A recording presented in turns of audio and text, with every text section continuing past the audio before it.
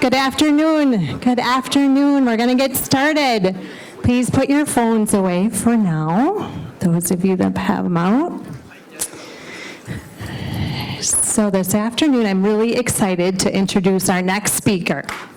Reverend Dr. Julie Mavity Maddalena serves as Assistant Professor of Philosophy and Religion and lead faculty in Social Justice Studies, University Chaplain, and ethicist in residence at Lakeland University. She also directs the Ulrich Center for Faith, Ethics, and Justice, which supports conversations and action around the challenging issues of our times, our values, and the common good. Dr. Mavity Maddalena's work bridges the classroom and the community, inviting students to think deeply about how learning and justice intersect and how each person's gifts can make a difference in the world. She gives frequent talks and workshops on a range of topics, and today we will be invited to explore connections between growth, grit, and failure. Please welcome, it's also her birthday today, Dr. Julie Mavity Maddalena. Hello, hello.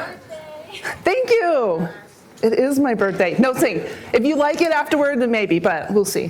So it's really good to be here. I'm super excited. I'm probably much more excited than y'all are since I had a choice. And I know that it is Monday, so thank you for being here.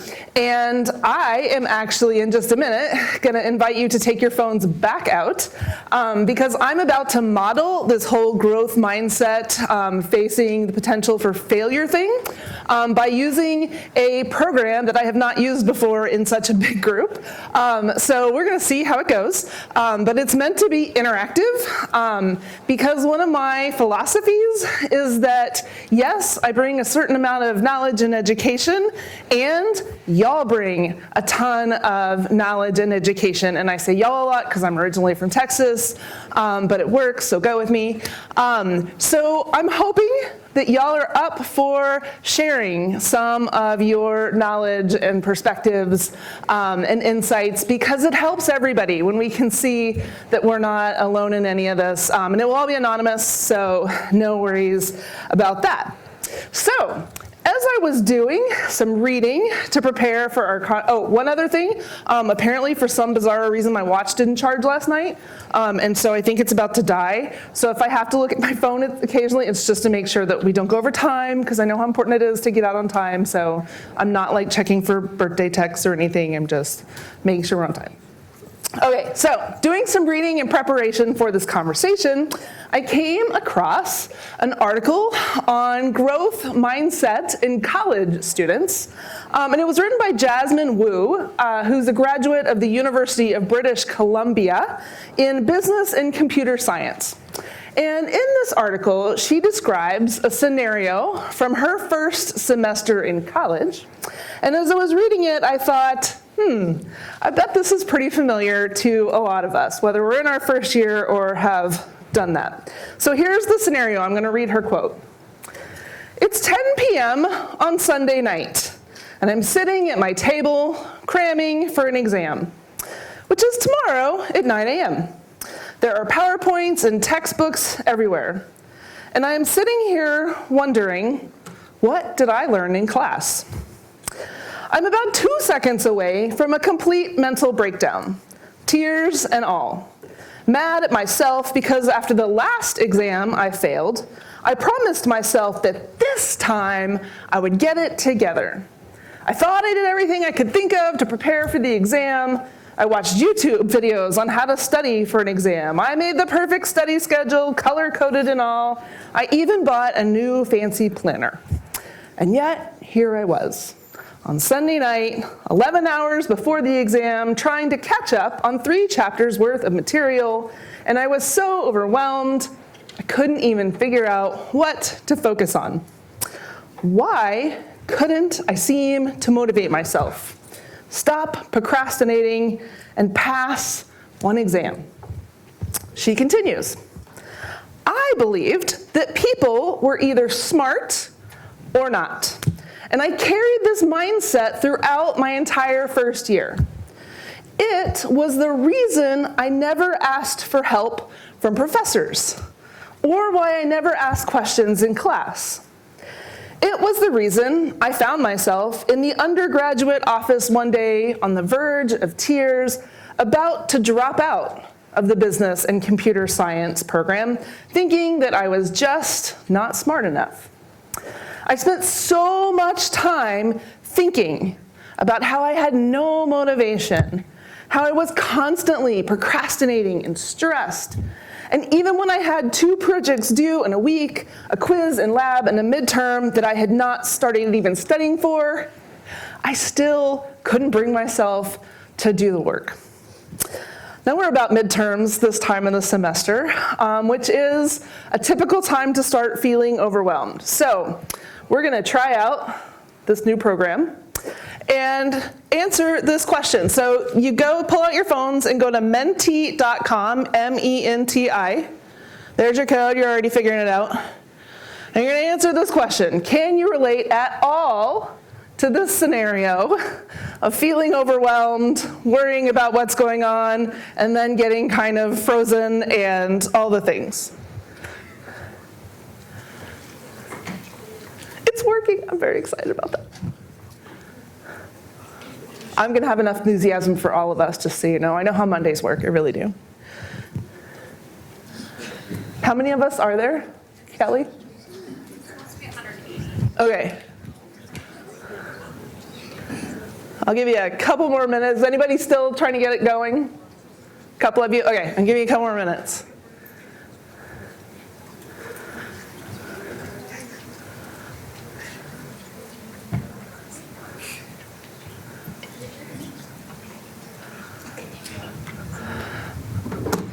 I'm so excited. So, thank you for doing this. We got a bunch more. So what you can see is some of you have it all figured out, and that is fantastic, because there's going to be slides where you get to share your wisdom and your experiences with all of us, and we can learn. Some of you feel like sometimes, and then sometimes not, which is also quite typical, and then some of you are feeling it big time. So I show this for a couple of reasons. Wait, hold on. Go back. So in the article where Jasmine talks about she was spiraling, and she never stopped to ask why she was spiraling, and why she didn't start that project sooner, and why the thought of studying made her so uncomfortable, why she didn't talk to her professors when they invited her. And y'all, we really are happy. We want you to come talk to us, we really do. Most of us don't bite. Why was she scrolling social media, plotting whether she could pull off the latest viral TikTok trend, when she should actually be working? And why? Why? So I think these questions, she's onto something. Because it really is, as we see, pretty easy to spiral into that terrible place of feeling anxious, and then overwhelmed, and then frozen. And as part of that spiraling process, we're thinking. And we're thinking about the reasons that we're going to fail. Thinking about what will happen when we fail. Thinking about the reasons we're going to fail. It's too much. I'm not good enough. I'm not smart enough. I'm going to get kicked out of school. Everyone else is doing so much better than I am. What if I put all this effort in and still fail? What if I let everybody down? So one of the downsides of our really big brains and their endless capacity for creativity is our ability to combine these really terrible feelings with really unhelpful thoughts. So that's how we get into these spirals. And this is tough news, but don't worry, it's gonna get better. We're gonna get to a hopeful space. But we have to name and face the hard stuff first. And that's pretty much a life lesson with anything. So now we're going to go round 2, okay? And I'm going to invite you to get honest and curious about where you go with your thoughts when you get into that downward spiral. So remember, I gave you some examples. It's too much. What if I fail? What if I try all of this and still fail? What if I let people down?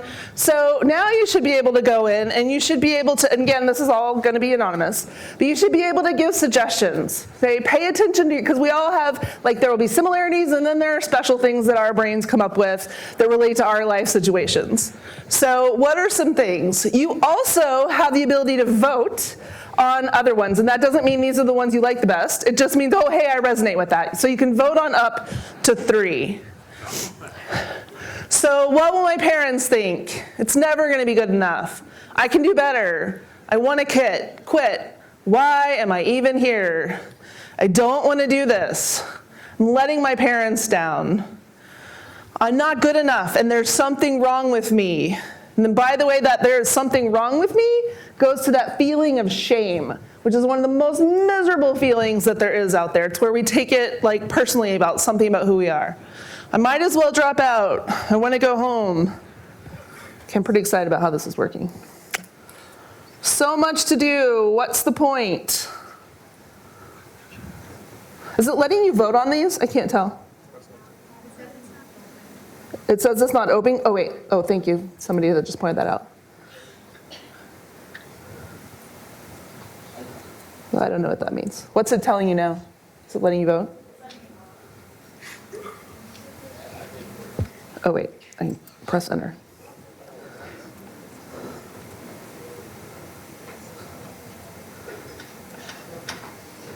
So my grades aren't high enough. So I just want you to just kind of look through, right?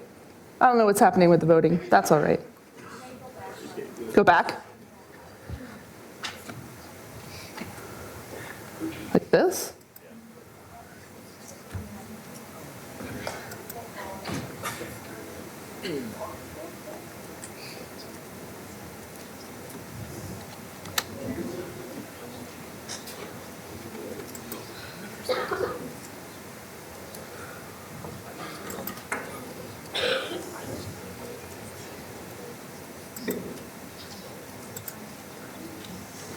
Yep.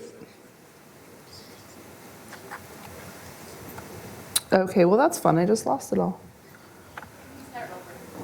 How do I start it over? I'm appreciating the Mentimeter expert over here. Go back to the first slide and then it has it again. I just want to see this. Enter.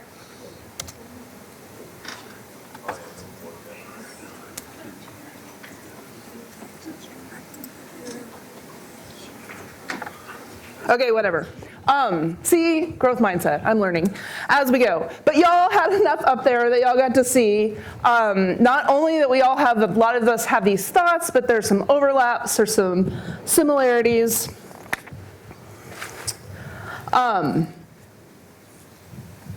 So this is what I started to say earlier. What I'm hoping with this exercise is that it did 2 things, right? Is that I'm hoping it gets you curious about your own thoughts and spiraling that get in the way of what you want to do. And here's the thing that's not easy. Most of us aren't actually aware of our own thought patterns, especially the unhelpful ones. So our brains are pretty great that way, and that a lot of this is kind of operating at an unconscious level, and we don't realize what it's doing. And then I'm also hoping that this exercise helps you to see that you are absolutely not alone.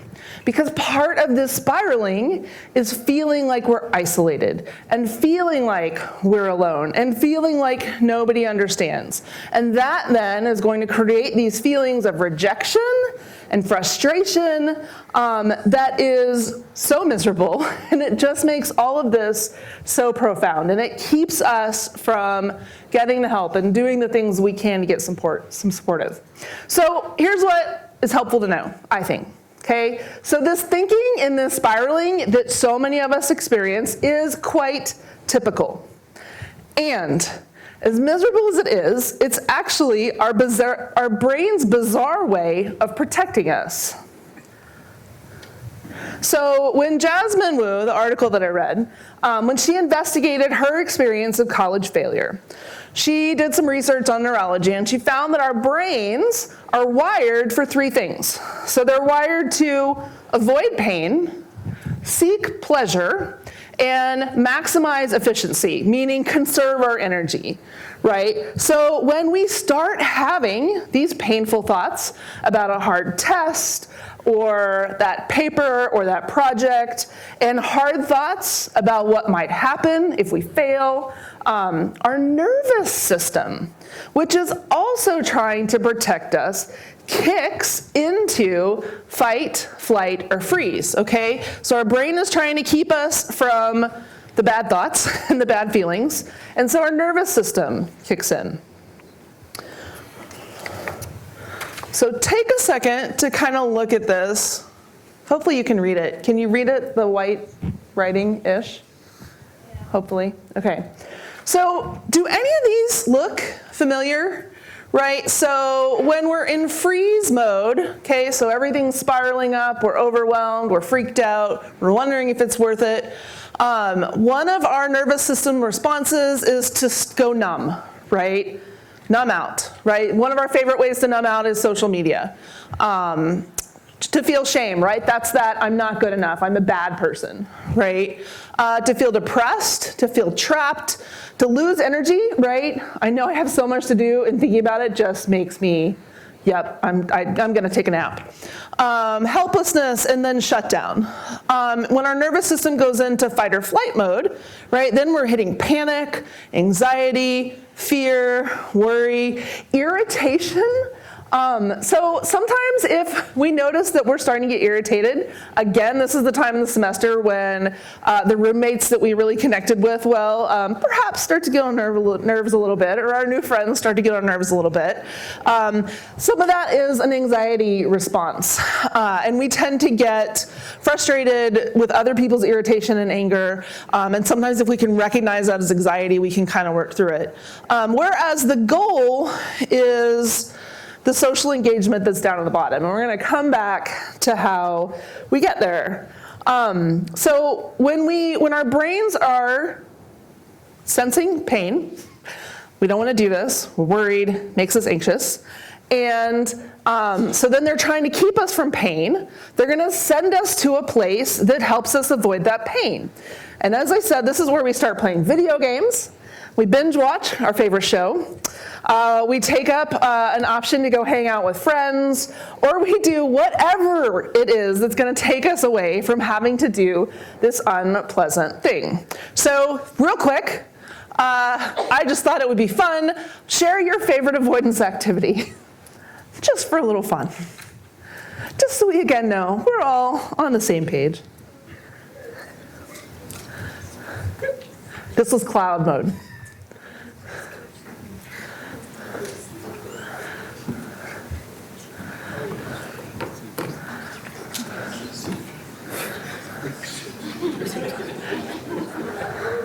I like it.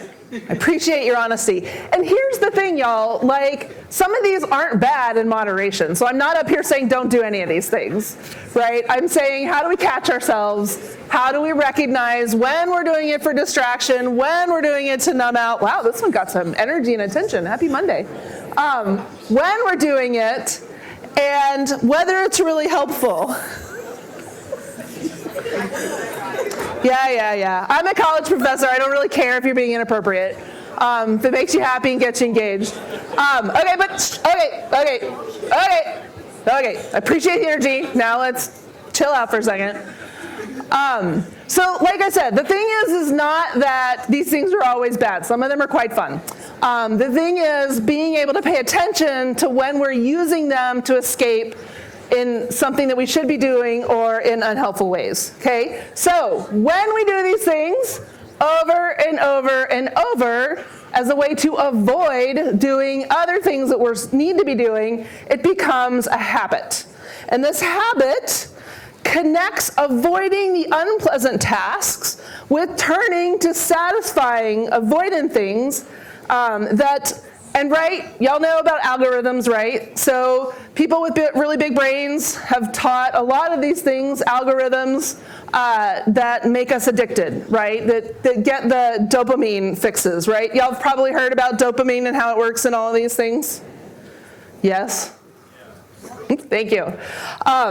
So I would love to see people with those big brains that make dopamine fixes to get us hooked on all this, like what they would do to make the world a better place. But it is what it is. So now we have a cycle. So instead of doing things we want to do, we're doing all of these things. More than is probably helpful. So again, drawing from this article that I read from Wood, it might go something like this. By being unaware of the thoughts that are going around our mind, those unpleasant, I'm going to fail, I can't do this, stakes are too high, we unconsciously create an unhelpful thought model that influences the way we act, okay?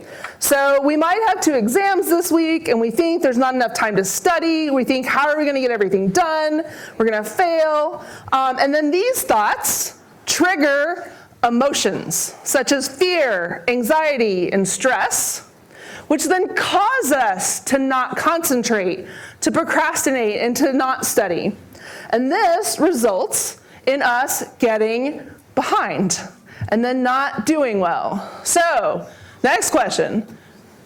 Checking back in. Can any of us relate to this?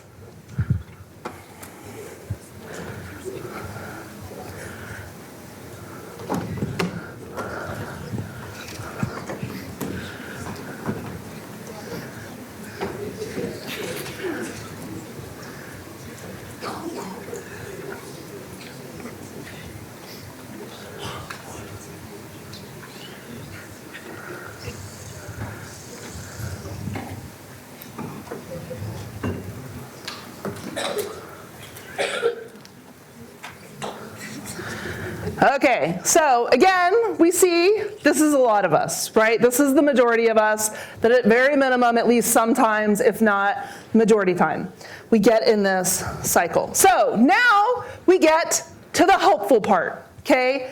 How do we address this? Now this is not necessarily the easy part. It's the hopeful part. So our brains are fascinating. Unlike what many scientists have previously believed, even up till fairly recently, brains are actually not fixed. That means we're not stuck with the same brain forever. Brains, it turns out, are quite flexible. So they have what we call neuroplasticity, and that allows us to change our capabilities and even our intelligence throughout our entire lives. So we can quite literally rewire our brains and change those unhelpful thoughts, which then can shift the feelings that go into fight, flight, or freeze, which then shifts the actions into ones that take us where we actually want to go. So here is a slide, and what scientists have called this recognition of brains that are plastic or flexible is called growth mindset.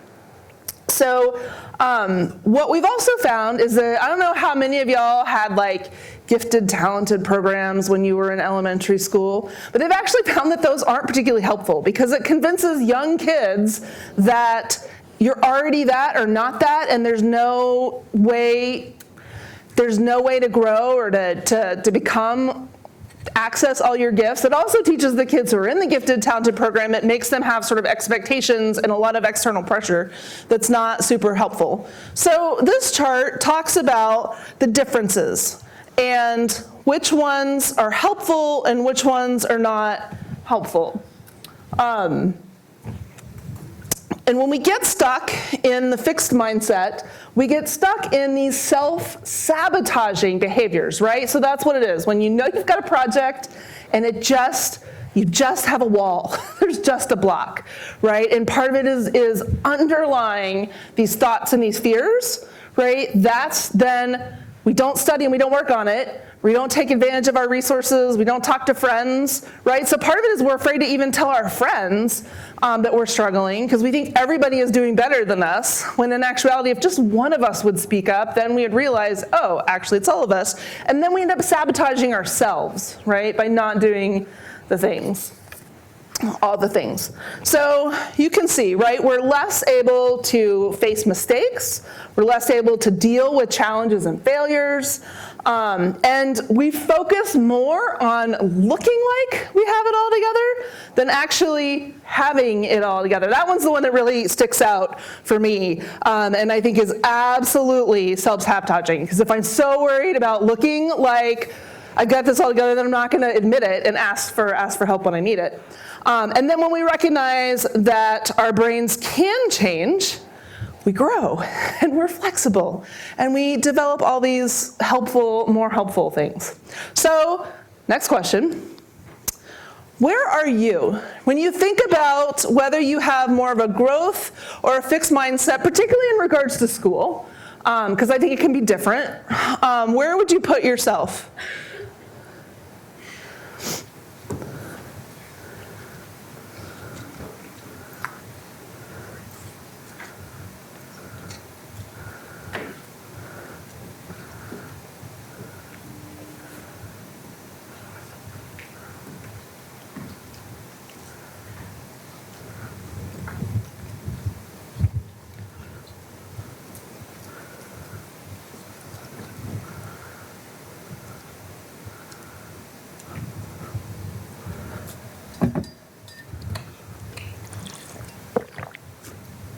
Who's still filling it out?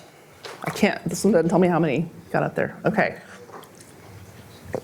So fun fact, which mindset do you think relies on AI more? You know what I'm gonna say, right? The set mindset. So I don't know if y'all have seen the study that MIT did, but they did a brain scan of brains that rely and use ChatGPT a lot and brains that don't. And it looked exactly like that last slide that I had, where the brains that didn't use ChatGPT were all lit up with the neurons firing and connecting, and the brains that were relying on it too much, a lot were completely dark, right? It's because we lose that ability to critically think, and we lose that ability to develop those neural pathways by engaging even in the act of critical thinking. So that's my little side note about that. Now remember that I said that while this shift is readily available, it's not easy. That's the reason that our brains avoid it. Remember that we're trying to conserve energy. And if we're willing to put in the hard work, it's possible. So we have to retrain our brains to have more helpful thoughts. So thoughts about what we can control and what we need to do. So thoughts reminding us of our strengths. So you've got them, every single one of you. And one of the things that I work really hard with my students is to try and get them to see that a lot of their life experiences, a lot of your life experiences, things that you bring to the table that society or culture has told you are negatives are actually positives. That you bring strengths that other people don't have and that other people coming in to college don't have. Like, you've survived things that life has thrown at you, and you are here in this room and on this campus. And there are reasons that you're here, and that's survival. And those are absolutely worth naming and celebrating. And I can tell you that it takes practice and effort, and it makes people really uncomfortable. I have my students create this chart where they talk about their strengths. And boy, when they start, a lot of them feel like it's a bad thing to say the things that they're good at or the things that they bring. And a lot of them just can't name them. And so we keep going back to it all semester. But you absolutely have things and challenge yourself. So if you have something that you think, oh, people look down on this, maybe I'm working class. Like, you have creativity and survival skills that other people don't have. So think about those things. You also have thoughts. You can also have thoughts about who do you have in your corner. Again, you're not alone. Feeling alone, feeling like everything is so hyper-individualized is one of the worst things about Western culture, and it keeps us. Think about your past successes. Think about your hopes and your goals and your dreams, right? When it gets tough, Start remembering, what are you going for? So it's not going to happen overnight. It's not going to happen without starts and stops and a few steps forward and a few steps back. And it's not going to happen without intentionality and determination, without courage and tenacity. Because sometimes, as miserable as that spiral, that failure, that quitting feels, sometimes it's easier than digging in, and it's easier than facing our fears. I don't know what your fears are. Maybe it's fear of talking to a professor that you find intimidating, or a fear of admitting to your professors or your peers or your advisors that we're confused or lost or behind. Maybe it's the fear of stigma from seeing a counselor. I know y'all have talked about mental health, and there are reasons that sometimes people don't go. Maybe it's the fear of disappointing our communities and our families, our mentors and our coaches. And this is where like Julie the chaplain kind of comes in. So I get that, right? I get that every single one of you has challenges and obstacles and complicated life experiences and trauma, and that's real. And we can and should acknowledge those realities, and we can and should feel all the feelings that go around with them. And you will absolutely still get nailed with something you aren't expecting in a way that disrupts things that are going on, okay? Maybe it's a fire alarm in your dorm in the middle of the night when you need sleep. I don't know if y'all's campus gets those. Ours does. Do y'all? No? Oh, well, enjoy that, because we have fire alarms all the time. Maybe it's a relationship conflict. Maybe it's an injury or an illness. We get a lot of those. Maybe it's a family situation. Maybe it's mental health challenges. Maybe it's a professor whose style doesn't quite resonate with yours. I will put that nicely. Or whatever it may be. And I will also say this, so this is my qualifier about growth mindset. I get frustrated sometimes when growth mindset gets confused with what we call toxic positivity. Have y'all heard that phrase? So it's this idea that we can't acknowledge the harder things or the realities of life, and that we always have to be upbeat. Right? That's not true, and it's actually quite harmful and even counterproductive to the sort of growth mindset. I also get frustrated, this one, let me explain a little bit, but I also get frustrated with some of the language that you can do anything you want to do. There aren't any, the sky is the limits, you can do whatever you want. Because there are actually some limits. For instance, I don't believe in blaming individuals for encountering barriers and limits that society has created. So we're not going to individual grit our way through issues like racism, sexism, ableism, heterosexism, et cetera, et cetera. We will continue to have some amazing folks with marginalized identities, like I'm guessing many of you in this room, who do thrive in the midst of these oppressive systems, but we're still going to have to engage in a more communal effort to change the barriers that are going to impact sort of broad community groups. So those are my qualifiers. But even with those qualifiers, there is still a lot we can do. A lot that most of us perhaps aren't doing that we can grow.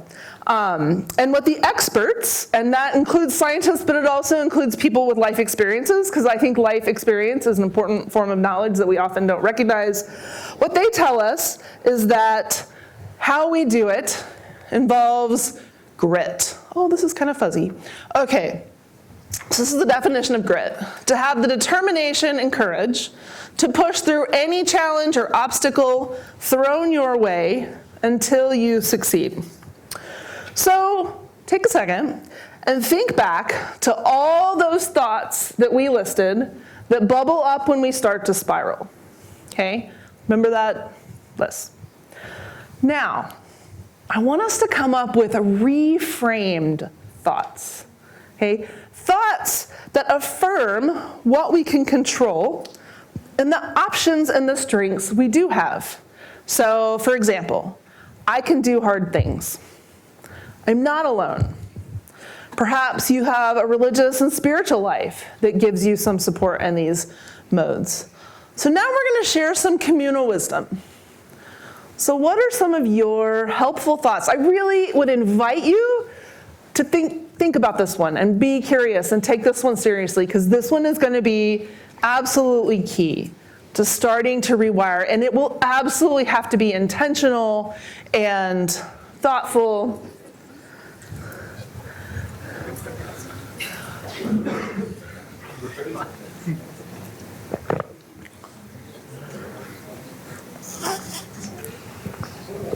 And we're not going to judge each other's thoughts, right?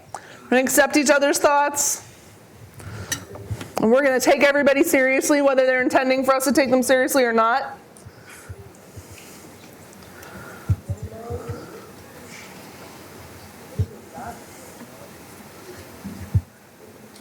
And just look at them and see if that gives you any more thoughts. So you can actually enter more than one thing, I think. I think I set this up that way. So if you read another one and that makes you think of one that would be helpful for you. Progress, not perfection. Mom will be proud. Gonna seek help.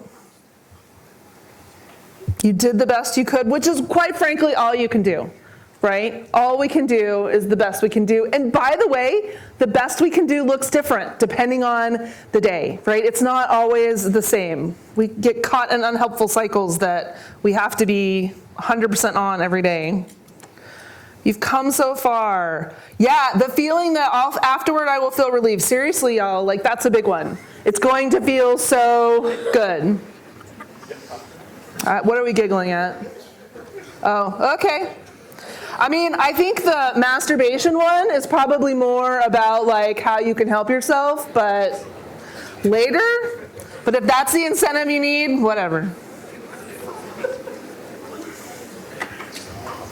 I have a middle schooler, so whatever. Y'all aren't gonna shock me.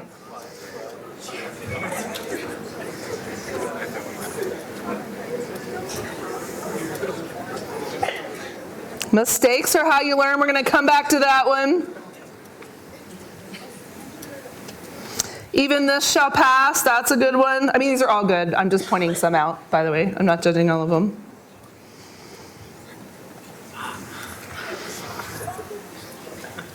You can push through. You got this. So some of the names, like I'm not here with what, but some of the names are people who inspire us, right? If we're doing this for whatever reason. One of the other things that is super interesting about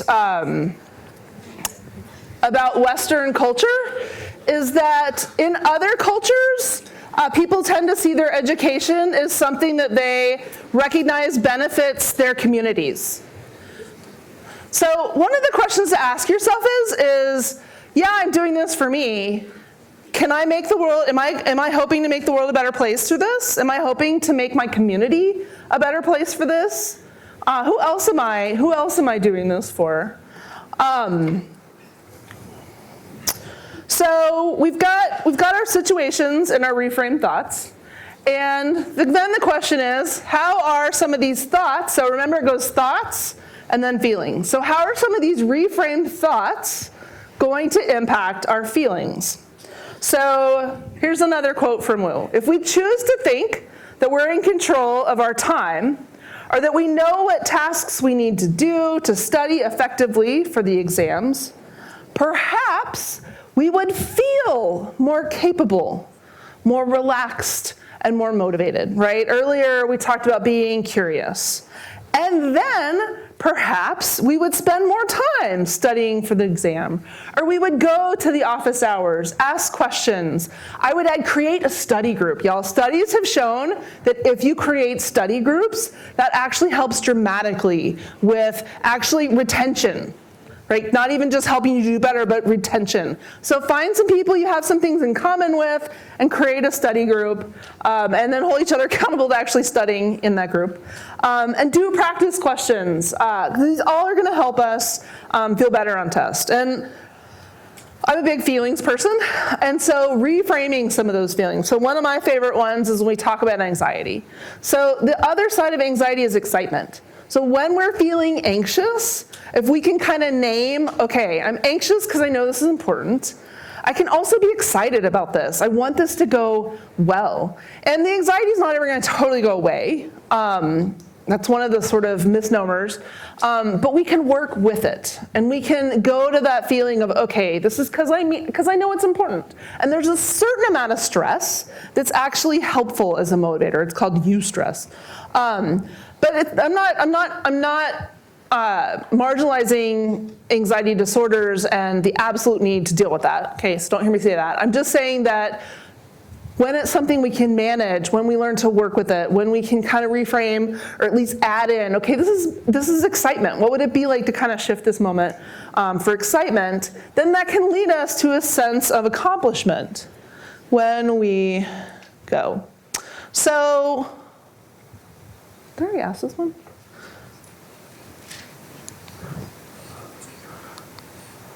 Okay, so here's the process, okay? So we have a circumstance.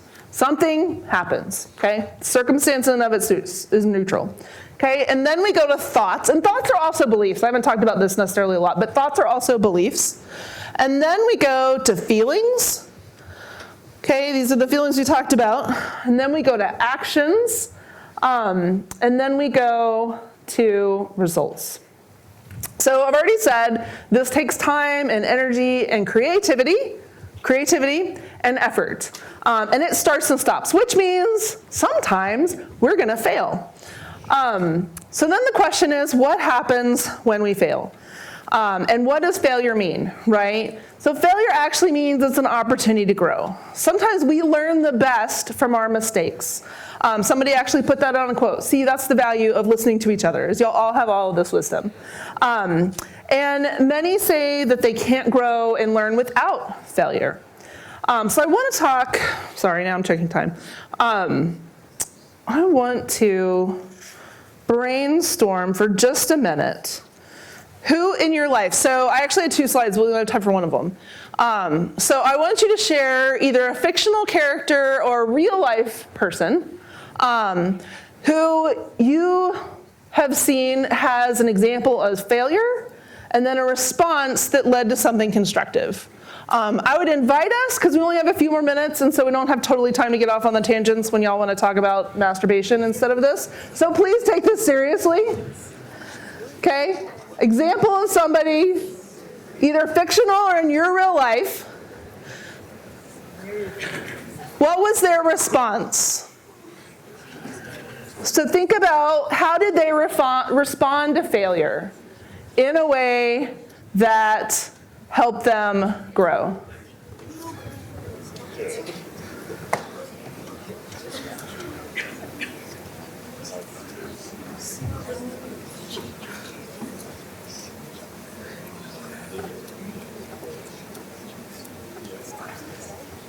So maybe you see some of these and it makes you think of ideas.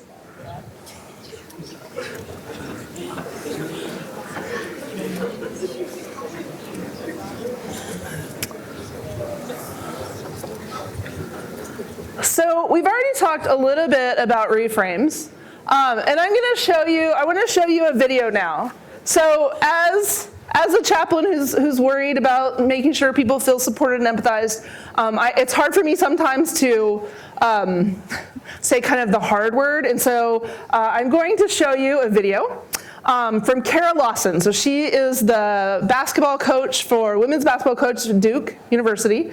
And she went viral. She was a former NCAA All-American, Olympic gold medalist, WNBA, sportscaster, NBA assistant coach. And she went viral with this video. And I wanted to show it to y'all. And it's called Handle Hard Better. So we're going to watch this, and then you'll have a couple minutes for your own final thoughts. And I think this is a good word to consider. I was talking with Shay a couple days ago, and one of the things we talked about was how we all wait in life for things to get easier. I think in your own life, if you waited for something to get easier. Oh, I just got to get through this and then it'll be easy. I just got to get through preseason and then it'll be okay. I just got to get through my junior year of high school and then the classes are going to get easier. Or I've just got to get to my spring and my senior year of college and it's going to be easier. It's what we do. We wait for stuff to get easier. It will never get easier. What happens is you handle hard better. That's what happens. Most people think that it's going to get easier. Life is going to get easier. Basketball's going to get easier. School's going to get easier. It never gets easier. What happens is you become someone that handles hard stuff better. So that's a mental shift that has to occur in each of your brains. It has to. Because if you go around waiting for stuff to get easier in life, it's never going to happen. And then what happens? Oh, it's so hard. Oh, I can't do it. Oh, I don't know when is it going to be easy for me? Oh, it's easy for other people. It's not. It's hard. And the second we see you handling stuff, handling hard better, what are we going to do? We're going to make it harder. We're going to make it harder. Because we're preparing for you for when you leave here. Not just basketball and life. And if you think life, when you leave college, is going to be all of a sudden get easy because you graduated and you got a new degree, it's not going to get easier. It's going to get harder. So make yourself a person that handles hard well. Not someone that's waiting for the easy.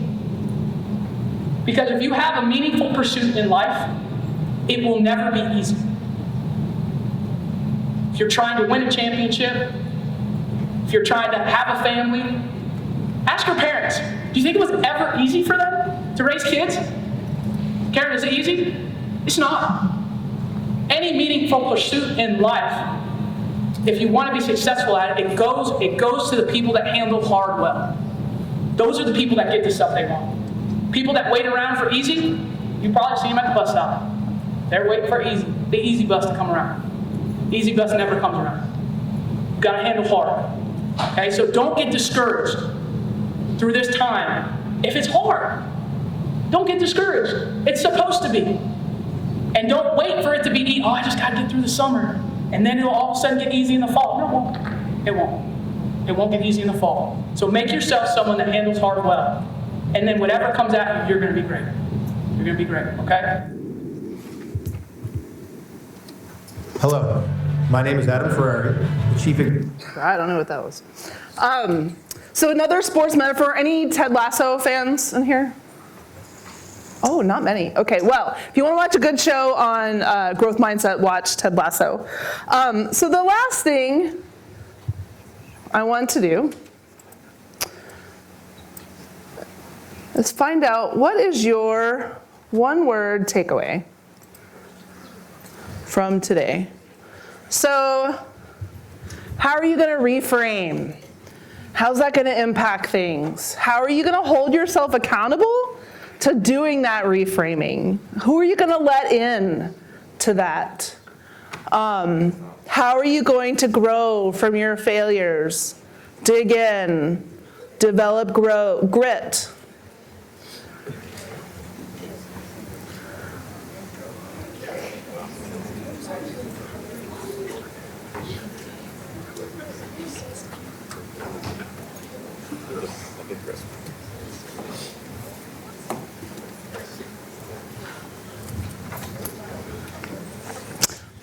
So I know that you have your notebook, so I'd invite you to write down some of your takeaways and some of the things. I know you're going to explore this in your classes this week too, so what are some of the things that you're curious about? And how can you shift and make those reframes?